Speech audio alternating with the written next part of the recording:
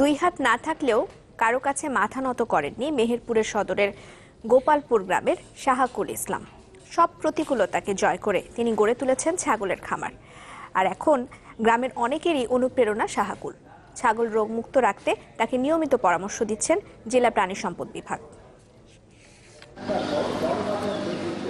দুহাত না থাকলেও জীবনযুদ্ধে থেমে যাননি মেহেরপুর সদরের গোপালপুর গ্রামের শাহাকুল ইসলাম। ছোটবেলায় বন্ধুদের সাথে খেলতে গিয়ে দুর্ঘটনায় দুটি হাত হারান।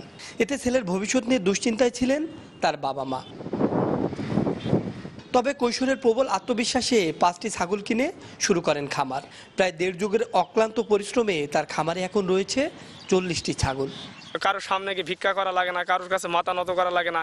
এটাই আমার সবসময় গর্ব যে আমি হয়েছি নিজে স্বয়ংসম্পূর্ণ হয়ে আমি ছাগল পুষি, আমি পালন করে আমি সংসার চালাচ্ছি। কারোর কাছে কখনো হাত পাতে না, সে কারণে আমার খুব গর্ব মনে হয়। আমরা খুব সুখে আছি, শান্তি আছি। হার না মানা শাহাকুল এখন গ্রামের অনেকেরই অনুপ্রেরণা। বয়স হয়ে গেছে, এখন আমি বর্তমানে এক্সারসাইজ পারিনি। এখন আমি ছাগলের দেখা দেখি কড়া ভেড়া নিয়েছি, নিয়ে ভেড়া পালন করছি। আমি দেখি 1-8 বছর পুষি আমি সফল হতে পারি কি। সারাদিন মাঠে থাকি, আমরা সন্ধ্যেবেলা বাড়ি গিয়ে আমরা লালন পালন করি। ছাগল আমরা যখন হয় আমরা 2টা বেশি হয়ে আমরা খাই। জেলা প্রাণী সম্পদ বিভাগ জানান, ছাগল রোগমুক্ত রাখতে শাহাকুলকে নিয়মিত পরামর্শ দেন তারা। জেলা প্রশাসক বললেন, দেশের মানুষের কাছে এক উজ্জ্বল দৃষ্টান্ত এই যুবক। আশা করছি আমরা সার্বক্ষণিকভাবে সর্বদা যেভাবে অতিক্রম করে আসছে ভবিষ্যতেও তাকে সার্বিক সহযোগিতা প্রদান করে আসবো ছাগল পালনের ক্ষেত্রে।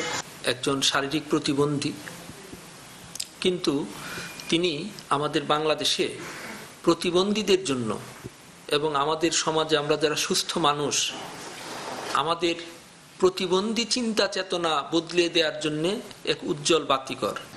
শুধু চাকরির পেছনে না দৌড়ে আত্মবিশ্বাস নিয়ে কাজ করার পরামর্শ দিলেন সফল এই উদ্যোক্তা।